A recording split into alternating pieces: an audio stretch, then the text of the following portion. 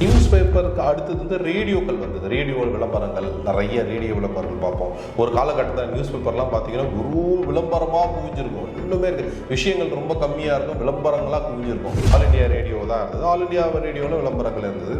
அப்புறம் கொஞ்சம் காலகட்டங்கள் தாண்டின அப்புறமா இந்த டிவி வர ஆரம்பிச்சு. டிவியில் முதல் வந்து இந்த கேபிள் டிவி அப்படின்ற ஒரு இது ஒன்று வந்தது, கான்செப்ட் வந்தது, எல்லாருக்கும் தெரியும். ஆனால் இப்போ லேட்டஸ்ட்டாக வந்து பார்த்தீங்க அப்படின்னா இந்த பல சேனல்கள் இருக்குது. அதாவது யூடியூப் சேனல்கள், அதுக்கப்புறம் ஃபேஸ்புக்கு, அதுக்கப்புறம் கூகுள், அதுக்கப்புறம் வந்து ட்விக்கு, அப்புறம் வந்து இன்ஸ்டாகிராமு, இந்த மாதிரி பல சோஷியல் மீடியா நெட்வொர்க் மூலிமா விளம்பரங்கள் வர ஆரம்பிச்சது.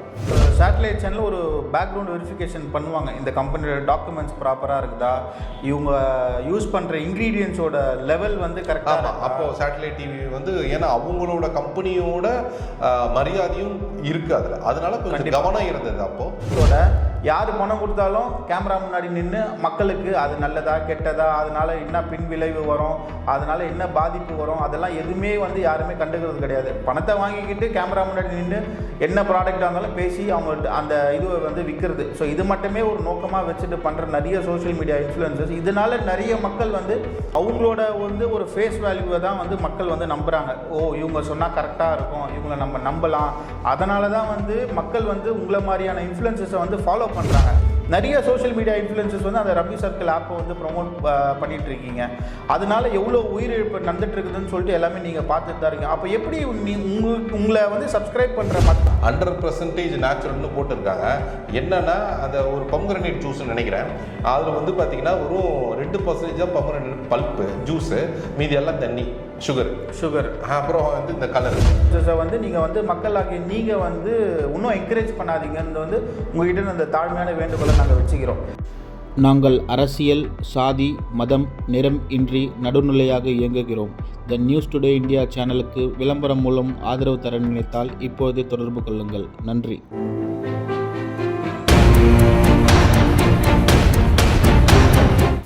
வணக்கம். உங்களுக்கு பேங்க்கில் வேலை செய்ய கனவு இருக்கா? உங்களோட கிராஜுவேஷன் 50% மேல இருக்கா? உங்களுடைய வயசு 26க்கு மிகாமல் இருக்கா? உங்களோட கனவை நினைவாக்க IPB சென்னையில ஜாயின் பண்ணுங்க. பிரைவேட் பேங்க்ஸ்ல வேலையில சேருங்க. மேலும் விவரங்களுக்கு கீழே உள்ள இணையதளத்தை அணுகவும். த நியூஸ் டுடே இந்தியா நேயர்களுக்கு வணக்கம். இன்றைக்கு நம்ம பார்க்க போகிற தலைப்பு வந்து பார்த்திங்கன்னா சோஷியல் மீடியா இன்ஃப்ளூயன்சஸ்னால பல நிறுவனம் வந்து பார்த்திங்கன்னா நல்ல நிறுவனமா கெட்ட நிறுவனமா, இந்த நிறுவனத்தை நம்ம ப்ரொமோட் பண்ணலாமா, காசுக்காக பணத்தை மட்டுமே ஒரு நோக்கமாக வச்சுட்டு நிறைய சோஷியல் மீடியா இன்ஃப்ளூயன்சஸ் வந்து நிறைய விஷயத்தை ப்ரொமோட் பண்ணிகிட்டு இருக்காங்க. இதை பற்றி டீட்டெயிலாக நம்ம பார்க்க போகிறோம் இன்றைக்கி. வாங்க வீடியோக்குள்ளே போகலாம். வணக்கம் பர்னி சார். வணக்கம் சார். ஜான், நீங்கள் இப்போ வந்து இந்த சோஷியல் மீடியா இன்ஃப்ளூயன்ஸோடு தான் இன்றைக்கி பெரிய லெவல் மார்க்கெட்டை இயங்கிட்டு இருக்கு. ஒரு காலகட்டங்களில் வந்து பார்த்தீங்க அப்படின்னா ஒரு காலகட்டங்கள்லேயும் ஒரு மீடியம் ஆஃப் மார்க்கெட்டிங் இருந்தது. முதல்ல வந்து பார்த்தீங்கன்னா இந்த மாடர்ன் வேர்ல்டில் முதல்ல வந்து இந்த நியூஸ் பேப்பர்ன்றது வந்து பெரிய விஷயமா இருந்தது.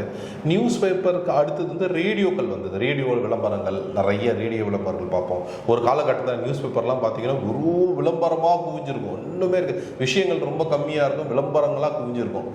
அந்த விளம்பரத்தை பற்றி அன்றைக்கி இருந்த காலகட்டங்களில் வந்து பிஸ்னஸ் மக்கள் வந்து ரொம்ப கம்மியான மக்கள் தான் பிஸ்னஸ் பண்ணாங்க. அப்போ வந்து ரொம்ப கம்மியான விளம்பரங்கள் தான் இருந்தது, பெரிய விளம்பரங்கள் தான் இருந்தது. ஏன்னா விளம்பரோட விலை வந்து ரொம்ப ஜாஸ்தியாக இருந்தது. அதுக்கப்புறம் ரேடியோ விளம்பரங்கள் ஆரம்பித்தது. ரேடியோவில் வந்து அப்புறம் கொஞ்சம் காலகட்டங்கள் அப்போல்லாம் முதல்ல வந்து இந்த ஆல் இண்டியா ரேடியோ தான் இருந்தது. ஆல் இண்டியா ரேடியோவில் விளம்பரங்கள் இருந்தது. அப்புறம் கொஞ்சம் காலகட்டங்கள் தாண்டின அப்புறமா இந்த டிவி வர ஆரம்பிச்சு. டிவியில் முதல் வந்து இந்த கேபிள் டிவி அப்படின்ற ஒரு இது வந்தது, கான்செப்ட் வந்தது, எல்லாருக்கும் தெரியும். அப்போ தான் வந்து இந்த டிவி விளம்பரங்கள் கொஞ்சம் கொஞ்சமாக தலை தூக்க ஆரம்பிச்சது. அது எப்படின்னா அங்கங்கே லோக்கலாக இருக்க விளம்பரங்கள் வர ஆரம்பிச்சது. நம்ம வந்து தியேட்டருங்கெல்லாம் விளம்பரம் போடுறது வந்து அந்த local cable TV, deck TV படம்லாம் போடுவாங்க அந்த காலத்தில். அதில் விளம்பரம் வரும். இந்த கல்யாணோட விளம்பரம், இந்த பக்கத்தில் இருக்க துணிக்கடை விளம்பரம் அப்படிலாம் வந்துட்டு இருந்தது. அதுக்கப்புறம் கொஞ்சம் காலங்கள் அப்படியே நாங்கள் வந்து சேட்டலைட் டிவி வர ஆரம்பிச்சது. அதில் பெரிய லெவலில் விளம்பரங்கள் பார்த்துருப்பீங்க, நிறைய வந்தது, இப்பயும் வந்துட்டு இருக்கு. இப்போதைக்கு அந்த சேட்டலைட் டிவியும் இந்த கொஞ்சம் ரேடியோ எஃப்எம் விளம்பரங்கள் தான் பெருசாக இருக்குது, பழைய விளம்பரங்கள். ஆனால் இப்போ லேட்டஸ்ட்டாக வந்து பார்த்திங்க அப்படின்னா இந்த பல சேனல்கள் இருக்குது. அதாவது யூடியூப் சேனல்கள், அதுக்கப்புறம் ஃபேஸ்புக்கு, அதுக்கப்புறம் கூகுள், அதுக்கப்புறம் வந்து ட்விக்கு, அப்புறம் வந்து இன்ஸ்டாகிராமு, இந்த மாதிரி பல சோஷியல் மீடியா நெட்வொர்க் மூலிமா விளம்பரங்கள் வர ஆரம்பிச்சது. இந்த விளம்பரங்கள் வர ஆரம்பித்த உடனே என்ன ஆயிடுச்சு அப்படின்னா வந்து இப்போ பார்த்தீங்கன்னா இப்போ கிட்டத்தட்ட டிவியில் விளம்பரம் அளவுக்கு வந்து இந்த சோஷியல் மீடியா இன்ஃப்ளூயன்ஸருக்கு வர ஆரம்பிச்சிருது. இதில் என்ன ஒரு சிக்கல் நடந்தது, என்ன ஒரு பிரச்சனை நடந்தது அப்படின்னா எல்லாரும் எல்லா பொருளுக்கும் விளம்பரம் பண்ண ஆரம்பித்தாங்க. அப்போ வந்து இது ஒரு ஆர்கனைஸ்டாக இல்லை. இப்போது டிவி விளம்பரமோ இல்லை ரேடியோ விளம்பரமோ பார்த்தீங்கன்னா இந்த ஜிஎஸ்டிலாம் பார்ப்பாங்க. அதுக்கப்புறம் அதோட பொருள், அந்த கம்பெனி எந்த கம்பெனி கொடுக்குதுன்னு ஒரு அந்த விளம்பர மார்க்கெட்டிங் கம்பெனி வந்து பார்ப்பாங்க.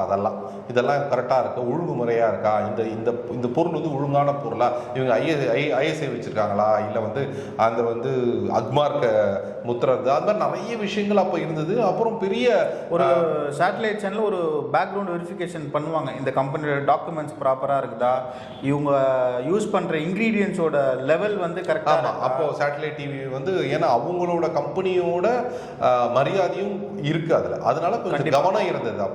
அப்போ நடுவில் கொஞ்சம் அந்த ரியல் எஸ்டேட்காரங்களோட கொஞ்சம் இஷ்யூஸ் ஆச்சு. அதுக்கப்புறம் அவங்க இன்னும் கொஞ்சம் கடுமையாக்கிட்டாங்க. அவங்க அதெல்லாம் கவனமாக பார்த்து தான் பண்ண ஆரம்பித்தாங்க. ஆனால் இது எல்லாத்தையும் தாண்டி இப்போ இந்த சோஷியல் இந்தியா மார்க்கெட்டிங்கில் வந்து கம்ப்ளீட்டாக முடிஞ்சு போச்சு. என்ன வேணால் மார்க்கெட் பண்ணலாம் அப்படின்ற நிலைமைக்கு வந்துட்டாங்க எல்லாரும். ஸோ அங்கே தான் சிக்கல் ஆரம்பிக்குது. ஸோ முதல் சிக்கல் என்னன்னு நீங்கள் சொல்லுங்கள் சார். அதாவது என்னென்னா, ஒரு பிராண்டு ஒரு மார்க்கெட்டுக்குள்ளே வராங்க. ஃபார் எக்ஸாம்பிள் எந்த பிராண்டாக இருக்கட்டும், அது காஸ்மெட்டிக்காக இருக்கட்டும், அது நம்ம ஃபார் எக்ஸாம்பிள் காஸ்மெட்டிக் பிராண்டுன்னு சொல்லிட்டு எடுத்துப்போம், சரிங்களா. ஒரு காஸ்மெட்டிக் பிராண்டு ஒரு ப்ராடக்ட் வந்து நான் லான்ச் பண்ணுறேன் அப்படின்னு சொல்லிட்டு ஒரு சோஷியல் மீடியா இன்ஃப்ளூயன்சர்ஸை வந்து ரீச் பண்ணுறாங்க. இந்த சோஷியல் மீடியா இன்ஃப்ளூயன்சர்ஸு அந்த கம்பெனி வந்து ப்ராப்பர் டாக்குமெண்டட் கம்பெனியாக அவங்களோட யூஸ் பண்ணுற ப்ராடக்டோட இன்க்ரீடியன்ஸ் லெவல் எப்படி இருக்குது, இதை எல்லாமே எதுவுமே வந்து பேக்ரவுண்ட் வெரிஃபிகேஷன் பண்ணுறது கிடையாது. அவங்க பாட்டுட்டு வெறும் பணத்தை நோக்கம் மட்டுமே வச்சுக்கிட்டு, பணம் மட்டுமே நோக்கமாக வச்சுக்கிட்டு செயல்படுற இந்த மாதிரி சோஷியல் மீடியா இன்ஃப்ளூயன்சர்ஸ் வந்து பணத்தை வாங்கிக்கிட்டு அவங்க என்ன ப்ராடக்டை எப்படி எக்ஸ்பிளைன் பண்ண சொல்கிறாங்களோ அதை அப்படியே வந்து ஒப்பிக்கிறாங்க கேமரா முன்னாடி. இது அவங்க வந்து ஏதோ ஒரு லீகல் அட்வைசரை வச்சு அந்த ப்ராடக்டோட டாக்குமெண்ட்ஸ் எல்லாம் எப்படின்ட்டு வெரிஃபை பண்ணுறதில்ல, அந்த ப்ராடக்டை ஒரு சின்ன ரிசர்ச் பண்ணுறதில்ல, எதுவுமே பண்ணுறதில்ல. அவங்க கம்பெனியில் என்ன சொல்கிறாங்களோ, என்ன பிரிண்ட் பண்ணி கொடுத்துருக்காங்களோ அதை அப்படியே வந்து கேமரா முன்னாடி ஒப்பிச்சு அவங்களோட சப்ஸ்கிரைபர்ஸான மக்களை வந்து பார்த்தீங்கன்னா அவங்க வந்து ஃபஸ்ட்டு அவங்களோட விஷயமே வந்து ஒரு மக்கள் தான். மக்கள் அவங்களோட வந்து ஃபாலோவர்ஸ் சப்ஸ்கிரைபர்ஸ் வராங்க. ஸோ அந்த மக்களுக்கு ஒரு தேவையான விஷயத்த, ஒரு நல்ல விஷயத்த கொடுக்கணும் அப்படின்ற ஒரு நோக்கத்தோடு இல்லை, அவங்க பண்ணல. எல்லாம் பணம்ன்ற ஒரு நோக்கத்தோட யார் பணம் கொடுத்தாலும் கேமரா முன்னாடி நின்று மக்களுக்கு அது நல்லதா கெட்டதா, அதனால் என்ன பின் விளைவு வரும், அதனால் என்ன பாதிப்பு வரும், அதெல்லாம் எதுவுமே வந்து யாருமே கண்டுக்கிறது கிடையாது. பணத்தை வாங்கிக்கிட்டு கேமரா முன்னாடி நின்று என்ன ப்ராடக்டாக இருந்தாலும் பேசி அவங்க அந்த இதுவை வந்து விற்கிறது. ஸோ இது மட்டுமே ஒரு நோக்கமாக வச்சுட்டு பண்ணுற நிறைய சோஷியல் மீடியா இன்ஃப்ளூயன்சர்ஸ், இதனால நிறைய மக்கள் வந்து பாதிப்பு அடைஞ்சிருக்காங்க. இப்போ ஒரு பாதிப்பை சொல்கிறேன் ஜான். என்ன நடந்தது அப்படின்னா, கொஞ்சம் போன சீசனில் வந்து பார்த்தீங்கன்னா இந்த லோக்கல் சோடா கம்பெனி நினைச்சா அதில் எந்த எஃப்எஸ்ஐ இது இதெல்லாம் இருக்கா இல்லையா எதுவும் தெரியல. அந்த சோடா குச்சி ஒரு 10 வயசு குழந்தை ஒன்று மயிலாப்பூரில் இறந்துருச்சு. இது கம்ப்ளீட்டாக வந்து லோக்கல் பிராண்டு. இந்த பிராண்டை வந்து இந்த மாதிரி சோஷியல் மீடியாவில் விளம்பரப்படுத்தினாங்க.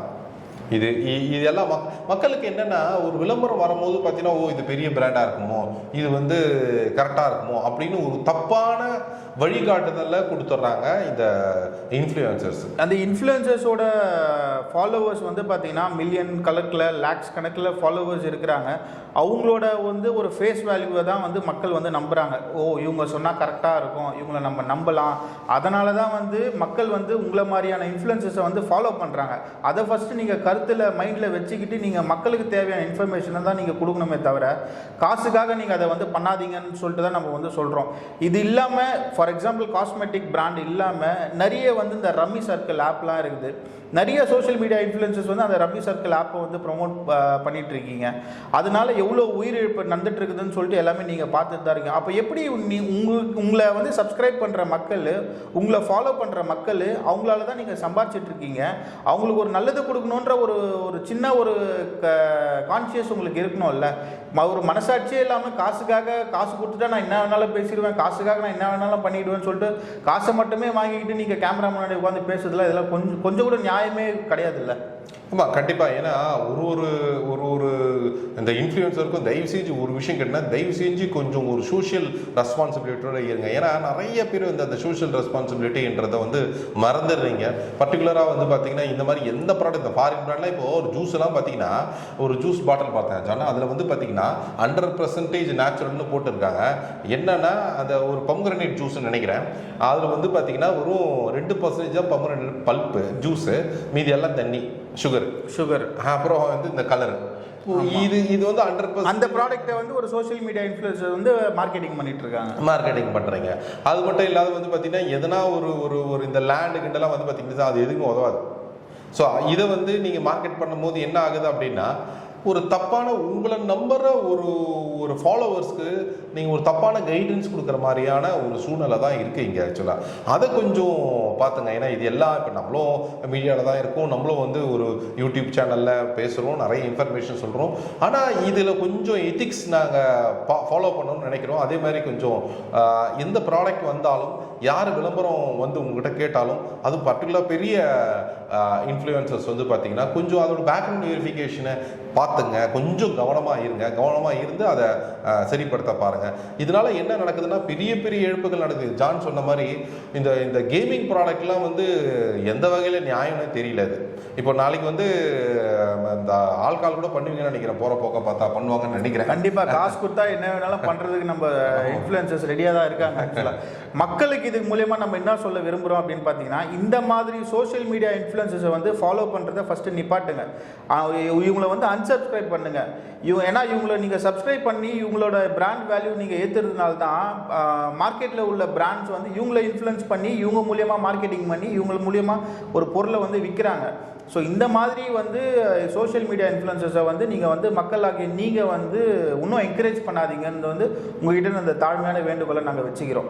ஸோ இது இல்லாமல் நிறைய சொசைட்டியில் நிறைய இஷ்யூஸ் இந்த சோஷியல் மீடியா இன்ஃப்ளூயன்சர்ஸ் மூலியமாக நடந்துகிட்ருக்கு. ஸோ இந்த வீடியோ பார்க்குற மக்களும் சரி, இந்த வீடியோ பார்க்குற சோஷியல் மீடியா இன்ஃப்ளூயன்சரும் சரி, இதை வந்து நாங்கள் உங்களுக்கு ஒரு எச்சரிக்கையாக வந்து நாங்கள் இது பண்ணுறோம். இதே மாதிரி நிறைய இஷ்யூஸ் எங்ககிட்ட மக்கள் வந்து சொல்லிட்டு தான் இருக்காங்க. நாங்கள் நிறைய இஷ்யூஸ் ஃபேஸ் பண்ணிட்டு தான் இருக்கோம். ஸோ நிறைய நாங்கள் இதுவரையும் எந்த யூடியூப் சேனல் எந்த சோஷியல் மீடியா இன்ஃப்ளூயன்சர்ஸ் நேமும் நாங்கள் வந்து யூஸ் பண்ணல. ஸோ அது வந்து நாகரிகம் கருதி வந்து நம்ம வந்து யூஸ் பண்ணல. இதே வந்து நாளைக்கு இஷ்யூஸ் ஏதாவது வருது அப்படின்னா நம்ம கண்டிப்பாக சட்ட ரீதியாக வந்து நம்ம வந்து ஆக்ஷன் எடுப்போம். மக்களுக்காக நாங்கள் நிற்போம். ஸோ இது மூலயமா நாங்கள் வந்து தெரிவிச்சுக்கிறோம்.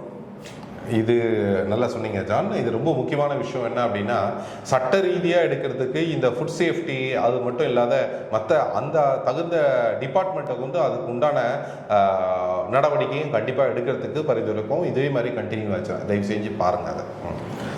ஸோ இத்துடன் நாங்கள் இந்த வீடியோவை முடிவு பண்ணிக்கிறோம். இதே மாதிரி இன்ட்ரெஸ்டிங்கான வீடியோஸ் பார்க்க எங்களோட சேனலை சப்ஸ்கிரைப் பண்ணுங்கள். இதே மாதிரி நெக்ஸ்ட் வீடியோவில் உங்களை சந்திக்கும் வரை உங்களிடமிருந்து விடைபெறுவது உங்கள் ஜான் ஜெயராஜ். நன்றி, வணக்கம்.